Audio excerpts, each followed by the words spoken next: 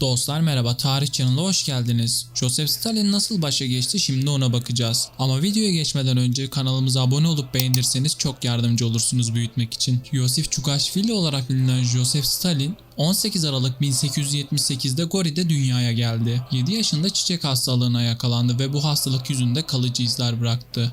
10 yaşında ise Gürcü okullarında Rusça eğitim veren bir rahip okulunda devam etti. 12 yaşına geldiğinde ise geçirdiği 2 at arabası kazası sonucu sol kolu sakatlandı ve hayatı boyunca tam iyileşmedi. 16 yaşında Gürcü Ortodoks rahip okuluna gitmeye hak kazansa da bu otoriteye karşı gelip baş kaldırdığı ve huzursuzluk çıkardığı için 1899'da okuldan atıldı. Bu dönemde Lenin'in eserlerini okudu ve Marksist bir devrimci olmaya karar verdi. 1 Mayıs gösterilerini örgütledi. Buradan ise Batum'a geçti ve petrol işçilerinin örgütlenmesinde görev aldı. Mart 1902'de petrol işçilerinin greve gitmesinde etkili oldu. 1903 yılında ise Bolşeviklere katıldı. Rusya Sosyal Demokrat İşçi Partisi 2. Kongresinde kararlı ve devrimciliğe destek veren tavırlarıyla Lenin'in dikkatini çekti. 1905 devrimi sırasında Tiflis'te bulunmaktaydı. Aralık ayından önce St. Petersburg'da yapılması planlanan ancak sonradan Finlandiya'ya alınan Bolşevik konferansında delege olarak seçildi ve 24 Aralık 1905 günü yapılan toplantıya katıldı. Tiflis'e döndüğünde ise Çarlık askerlerinin kara yüzlerini gördü ve devrimin bastırılması için katliamlara başladığını gördü. Tiflis'i kana bulayan Çarlık ordusu komutanı Griyanazov'a düzenlenen başarılı suikast saldırısında yer aldı. Stalin oradan Bakü'ye geçti ve Bakü'de bulunduğu dönemde Müslüman işçiler arasında örgütlenme faaliyetleri de gösterdi. Partinin içindeki işçiler tarafından sevilmekteyse de partili aydınlar tarafından kaba davranışları ve sertlik yanlısı politikaları beğenilmedi. Bakü'de Çarlık yanlısı Kara Yüzler örgütüyle mücadele etti. Bolşevikler için petrol madeni sahibi zenginlerden zorla para topladı. Bu yıllarda Kafkasya'daki parti tabanında Lenin'den sonra en etkili kişi olduğu belirtilir ve kaynaklarda yazmaktadır. Stalin 1922 yılında Sovyetler Birliği Komünist Partisi Genel Sekreteri seçildi. Merkez Komite toplantısında alınan bu karar Stalin'in iktidara yürümesinde önemli etkenlerden biri oldu. Lenin tarafından önce Troçki'ye teklif edilmesine karşın onun önemsiz kabul ederek reddettiği bu makam daha sonra Stalin'in iktidarı ile birlikte Sovyetler Birliği'nin en yüksek yönetim merciği oldu. Stalin yönetimi Sovyetler Birliği'nde 1936-1938 yılları arasında tarihin en büyük tahsiye adıyla birlikte baskı kampanyası yürütülmüştür. Bu kampanya sonucunda birçok komünist parti ve devlet görevlileri tarafından tavsiye edilmiş geniş çapta polis ve istihbarat araştırmalarında bulunulmuştur. Dostlar, Stalin nasıl başa geçmesi bu tasfiye kampanyası ile birlikte olmuştur. Kendisine muhalif herkes öldürülmüştür ve Stalin tek güç oldu. Keyfi tutuklamalar ve infazlar uygulanmıştır. Rus tarihinin en yoğun tasfiye hareketi olarak da anılır. Büyük tasfiye neticesinde 600 bin ila 1,2 milyon kişinin hayatını kaybettiği tahmin edilmektedir. Çok büyük bir rakam dostlar. Tek suçları sadece farklı görüşte olmaktaydı. Bilhassa sağ muhalefet ve sol muhalefet baskılanmış, her iki tarafın muhalefet mensuplarının birçoğu yargılanıp idama mahkum edilmiştir. Stalin 2. Dünya Savaşı sonrasında ise Kızıl Ordu tarafından Nazi işgalinden kurtarılan Doğu Avrupa ülkelerinde komünist partilerin iktidara gelmesine destek sağladı. Daha doğrusu